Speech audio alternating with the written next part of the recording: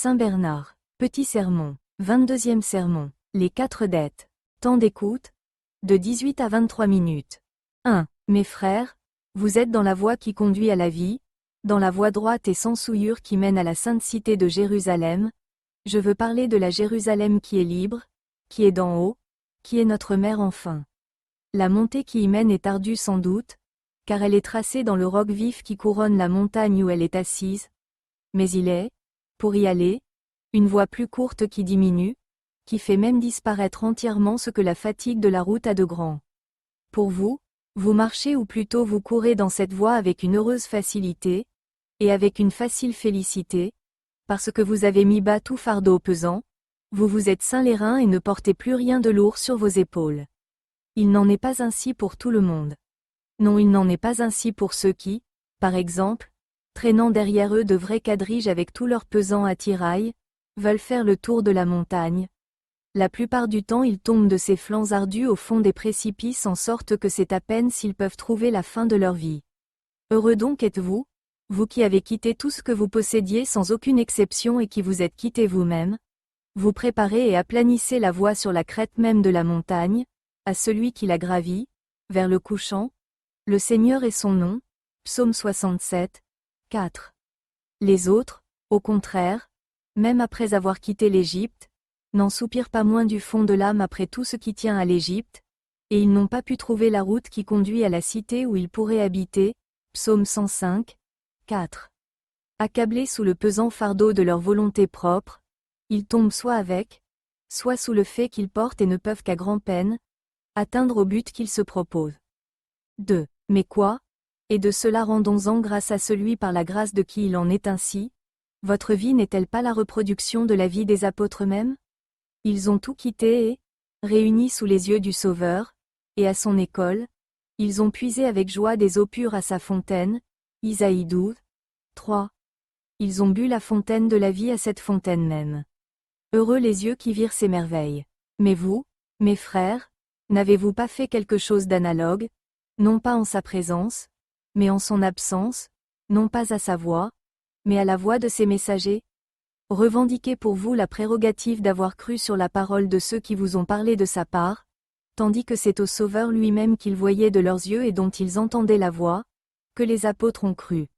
C'est pourquoi, mes très chers frères, demeurez fermes comme eux dans le Seigneur.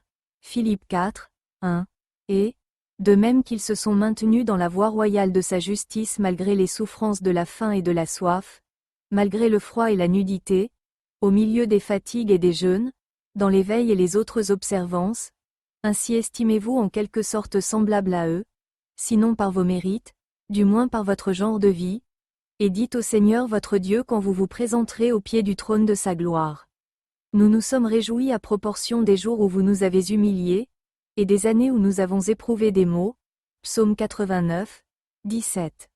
Je vous dis en vérité que vous êtes dans la vérité, dans la voie droite, dans la voie sainte, dans la voie qui mène au sein des saints. Je mentirais, je le dis pour votre consolation, je mentirais, si je niais que des âmes de religieux prophètes, de novices et de convers se sont envolés des mains d'un pauvre pécheur, comme moi, vers les joies du ciel, aussi libres que libérés de la prison de notre mortalité. Si vous me demandez comment je le sais, sachez qu'il m'en a été montré et donné des signes très certains. 3. Je n'ai donc rien à craindre pour vous, et, à votre place, des forces de Satan et de ses ministres, car je sais que toute sa puissance a été amincie et réduite à rien par les blessures du Rédempteur. En effet, c'est dans un esprit de force que ce plus fort a vaincu le fort armé et brisé ses portes d'airain et leurs gonds de fer. Ce que je crains pour vous, ce sont ces ruses et ces finesses dont il n'ignore pas l'efficacité contre la fragilité humaine. De quelque côté qu'elle se tourne, il la connaît, en effet, en partie, par l'expérience qu'il en a faite, depuis tant de milliers d'années. Voyez, en effet, ce ne sont ni les ours, ni les lions, ni les plus forts animaux de la création que cet homicide insatiable a envoyé à nos premiers parents, mais le serpent, un animal tortueux et rusé, qui, dans ses replis multipliés, recouvre tantôt sa tête de sa queue, et tantôt sa queue de sa tête. D'ailleurs le serpent n'était pas le plus fort, mais le plus rusé de tous les animaux de la terre. Genèse 3. 1. Au dire de l'Écriture. Aussi, est-ce par une question qu'il commence, pour sonder les dispositions de la femme. Il savait qu'il avait plutôt besoin d'esprit que de force pour vaincre. Pourquoi, dit-il, le Seigneur vous a-t-il défendu de manger du fruit de l'arbre du bien et du mal? De peur que peut-être nous ne mourions, répondit-elle, en donnant pour douteux, de peur que nous ne mourions, ce que le Seigneur avait présenté comme une chose très certaine, en disant, le jour où vous en mangerez, vous mourrez de mort. Nullement, dit le serpent, vous ne mourrez pas, ibidem. 2. Dieu affirme, la femme doute, et Satan nie. Voilà pourquoi j'appréhende aussi que de même que le serpent séduisit Ève par ses artifices, vos esprits aussi ne se corrompent et ne dégénèrent de la pureté qui est en Jésus-Christ. 2 Corinthiens 11, 3, 4. Pensez-vous qu'il s'en trouve parmi vous à qui Satan suggère aussi cette pensée à l'esprit? Pourquoi Dieu vous a-t-il ordonné de suivre cette règle? Et, selon la pente de votre esprit, si vous êtes tiède, il vous conseille le relâchement. Si vous êtes fervent, il vous propose une vie plus sévère. Il ne demande et n'attend qu'une chose, c'est, n'importe par quel moyen, de vous enlever de l'assemblée des justes, et de vous séparer de leurs troupes. Il est bien certain que l'esprit qui vous suggère ces pensées est un esprit de mensonge, et un esprit puissant qui porte envie à votre place.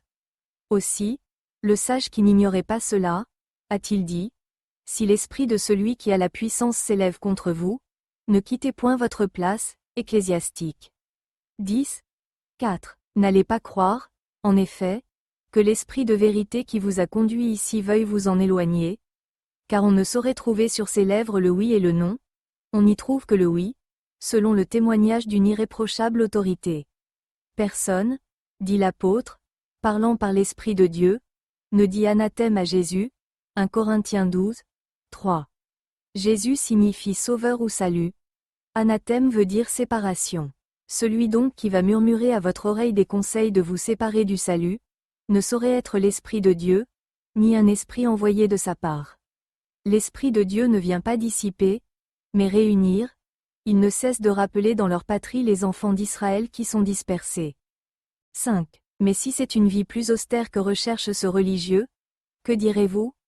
Je vous répondrai que celle que nous avons embrassée, est très forte et répond, en tout point, autant que possible, si on ne ferme pas les yeux à la lumière pour ne pas le voir, à la première école du Sauveur. Mais au contraire, osez-vous bien descendre, en penser à un état de vie moins austère? Oh si vous pouviez savoir, mes frères, de combien de choses, et à combien de créanciers vous êtes redevables? Vous verriez que ce que vous faites n'est rien, et qu'on ne saurait le mettre en ligne de compte, en présence de vos dettes. Voulez-vous savoir ce que vous devez et à qui vous le devez? Et d'abord, vous devez votre vie tout entière à Jésus-Christ, attendu qu'il a lui-même donné la sienne pour vous, et qu'il a souffert d'amers tourments pour que vous n'en souffriez point d'éternel. Que pourrez-vous trouver de dur et de pénible quand vous vous rappellerez, qu'étant en la forme de Dieu, au jour de son éternité, engendré avant Lucifer, dans la splendeur des saints, splendeur lui-même, et figure de la substance de Dieu, il est venu dans votre prison.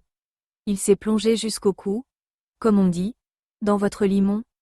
Qu'est-ce qui ne vous semblera point doux, quand vous vous représenterez à la fois toutes les amertumes de votre Seigneur, et quand vous vous rappellerez d'abord les nécessités des jours de son enfance, ensuite les travaux de sa prédiction, les fatigues de ses courses, les tentations qui suivirent ses jeûnes, ses veilles dans les prières, ses larmes de compassion, et les embûches qui lui étaient dressées dans ses entretiens avec les hommes, puis ses périls de la part des faux frères, les sarcasmes, les crachats, les soufflets, les fouets, les dérisions, les moqueries, les reproches, les clous, et le reste qu'il fit ou souffrit sur la terre, pendant 33 ans, pour notre salut? Quelle pitié, et combien peu nous l'avions mérité, quel amour, et combien gratuit, comment prouver? Quel honneur, et combien inopiné, quelle douceur étonnante, quelle mansuétude invincible. Le roi de gloire, mis en croix pour un si méprisable esclave, pour un misérable ver de terre. Qui a jamais entendu parler de pareille chose, ou qui a jamais vu rien de semblable? Car c'est à peine si quelqu'un voudrait mourir pour un juste, Romains 5, 7, et lui meurt pour des hommes injustes, pour ses ennemis. Par choix, il s'exile du ciel, afin de nous ramener au ciel, comme un ami, plein de douceur, un conseiller plein de prudence, un soutien plein de force. 6. Que rendrai-je donc au Seigneur, pour tout ce qu'il m'a donné? Si je réunissais en moi toutes les vies des enfants d'Adam, tous les jours du siècle, et tous les travaux des hommes, tant de ceux qui ont été ou qui sont encore, que de ceux qui seront, ce ne serait rien, en comparaison de ce corps qui attirait les regards et l'admiration des vertus d'en haut par sa conception du Saint-Esprit, sa naissance de la Vierge Marie, l'innocence de la vie, la prédication de sa doctrine, l'éclat de ses miracles et la révélation des mystères. Ne voyez-vous pas que sa vie est élevée au-dessus de la nôtre autant que les cieux le sont au-dessus de la terre? Et cependant il l'a donnée pour la nôtre. De même qu'il n'y a pas de comparaison possible entre le néant et ce qui est, ainsi n'y a-t-il aucune proportion à établir entre notre vie et la sienne, puisqu'il ne s'en peut voir de plus estimable que la sienne, ni de plus misérable que la nôtre. Ne pensez pas que c'est ici une exagération oratoire, car, en ces matières, la langue manque d'expression, et l'œil de puissance pour contempler le mystère d'une telle grâce. Quand je lui donnerai tout ce que j'ai, tout ce que je peux, tout cela n'est-il pas, en comparaison, comme une étoile par rapport au soleil, comme une goutte d'eau en regard d'un fleuve, comme une pierre auprès d'une tour, comme un grain de poussière auprès d'une montagne, comme un grain de blé, en face d'un monceau de grains semblables? Je n'ai que deux petites, que dis-je, que deux très petites choses à moi, mon corps et mon âme. Disons mieux, je n'ai qu'une seule toute petite chose, ma propre volonté, et je ne la sacrifierai pas à la volonté de celui qui, si grand lui-même, a comblé de si grands bienfaits un être aussi petit que moi, et qui m'a acheté tout entier, en se donnant tout entier lui-même. Autrement, si je la retiens pour moi, de quel front, de quels yeux, de quel esprit, avec quelle conscience irais-je me réfugier dans les entrailles de la miséricorde de notre Dieu? Oserais-je percer ce très fort rempart qui protège Israël, et faire couler, pour mon rachat, non point quelques gouttes, mais des flots de sang des 5 parties de son corps? Ô génération perverse, ô enfants infidèles, que ferez-vous le jour où le malheur fondra de loin sur vous? À quel refuge aurez-vous recours? 7. Mais ne suis-je débiteur qu'envers celui-là seul à l'égard de qui je puis à peine m'acquitter quelque peu? Mes péchés passés réclament tout le reste du temps que j'ai encore à vivre, pour faire de dignes fruits de pénitence, et pour repasser toutes mes années dans l'amertume de mon âme. Or, quel homme est capable de cela? Mes péchés sont plus nombreux que les sables de la mer, ils se sont multipliés, et je ne suis pas digne de voir la hauteur des cieux, à cause de la multitude de mon iniquité, tant j'ai ému votre colère, Seigneur, tant j'ai fait de mal sous vos yeux. Je me trouve entouré de maux innombrables, mes iniquités m'ont enveloppé, et il m'a été impossible d'en compter le nombre. Psaume 39, 16. Comment, en effet, pourrais-je nombrer ce qui est innombrable? Et comment pourrais-je satisfaire pour elle, si je suis contraint de rendre jusqu'à la dernière obole ce que je dois? D'ailleurs, où est l'homme qui connaît toutes ses fautes? Psaume 18, 13. La trompette céleste, saint Ambroise, nous dit: j'ai plus facilement trouvé des gens qui ont conservé leur innocence, que des hommes qui aient fait, de leur faute, une pénitence convenable. Saint AMB 1, 2, de puni. 100, 10. Si fortement que je me repente, si rudement que je me mortifie et si vivement que je m'afflige, ce n'est toujours que pour la gloire de votre nom que vous pardonnerez mon péché, Seigneur, selon le mot du juste, parce que ce nom est grand. Psaume 24, 11. Ainsi, soit que vous viviez, soit que vous soyez sage, quoi que vous ayez, quoi que vous puissiez en le consacrant à cette œuvre de pénitence, faut-il en tenir quelque compte? Il n'y a qu'un instant vous donniez votre vie tout entière à Jésus-Christ en reconnaissance de ce qu'il vous a donné la sienne, et voilà que maintenant le souvenir de toutes vos iniquités passées la réclame encore tout entière. Avez-vous la pensée de vous faire, comme on dit, deux gendres quand vous n'avez qu'une fille? 8. Mais que sera-ce si je vous montre un troisième créancier qui réclamera votre vie tout entière pour lui seul avec non moins de titres que d'exigences? Je pense que vous avez le désir de posséder un jour cette cité dont il a été parlé en ces termes. On a dit de vous des choses glorieuses, ô cité de bien. Psaume 86, 2. Cette gloire que l'œil n'a point vue, que l'oreille n'a point entendu, et que le cœur de l'homme n'a jamais conçu. 1 Corinthiens 2, 9, le royaume des cieux, en un mot la vie éternelle est dans de perpétuelles éternités. Je crois que vous voulez être égal aux anges, dans les places de la céleste Sion, et voir, quelque chose qu'il faille entendre par là, le Christ remettre le royaume à son Père, et Dieu être tout en tous. Vous voulez enfin être semblable à Dieu et le voir tel qu'il est. Je ne doute pas non plus que vous n'ayez le désir de contempler la décroissance des ombres et le lever du jour, alors que brillera le jour solennel qui doit dissiper tous les nuages. Alors, le jour n'aura plus de déclin, ce sera un éternel midi. Alors, dis-je, on sera en pleine lumière, en pleine chaleur. Le soleil demeurera immobile à sa place, les ténèbres seront exterminées, les marécages seront desséchés et tous les miasmes qui s'en élèvent, dissipés. Est-ce que pour acquérir cela c'est trop de vous donner tout entier, avec tout ce que vous pourrez réunir à votre personne, de quelque côté que vous le tiriez? Et même quand vous aurez tout réuni, n'allez pas croire que les souffrances de la vie présente, ou du corps, aient quelque proportion avec la gloire qui sera un jour manifestée en nous. Romains 8, 48. Seriez-vous donc si impudent, ou si imprudent, que vous osassiez compter, pour acquérir tout cela, sur le petit bien qui vous appartient, et que, soit la vie du Christ, soit la pénitence de vos péchés, réclame à l'envie pour elle-même? 9. Mais que direz-vous si je vous amène un quatrième créancier, qui, à raison même de son privilège, a le droit de vous réclamer avant les 3 premiers? Voici que celui qui a fait le ciel et la terre se tient là à la porte. Il est votre Créateur, et vous sa créature. Vous êtes le serviteur, et lui, le Seigneur. Il est le potier et vous le vase sorti de ses mains.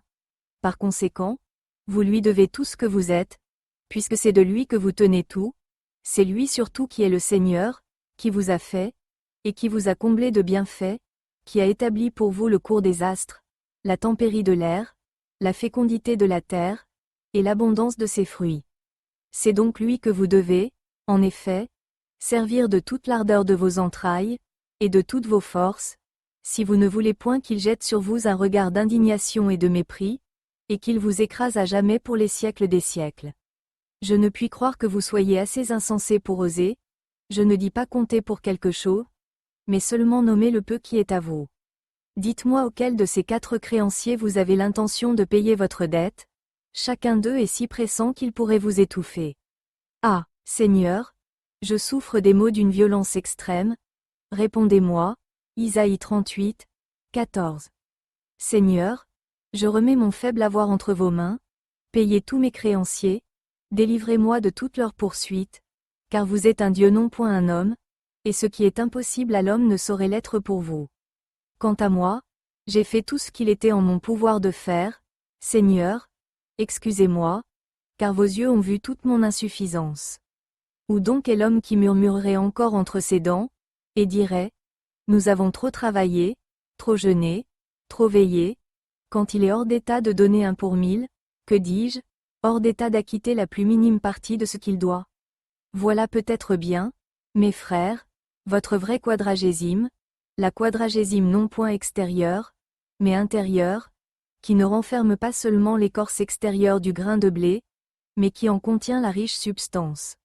Si vous devez à chacun de ces 4 créanciers par soi et pour soi, toute la perfection du décalogue, il est évident que multipliés par 10, ils font la quadragésime que vous devez observer tous les jours de votre vie. Que celui qui vous a réunis en ce lieu, conserve votre vie dans son œuvre sainte, afin que lorsqu'il apparaîtra, lui qui est votre vie, vous apparaissiez, vous aussi, avec lui dans la gloire.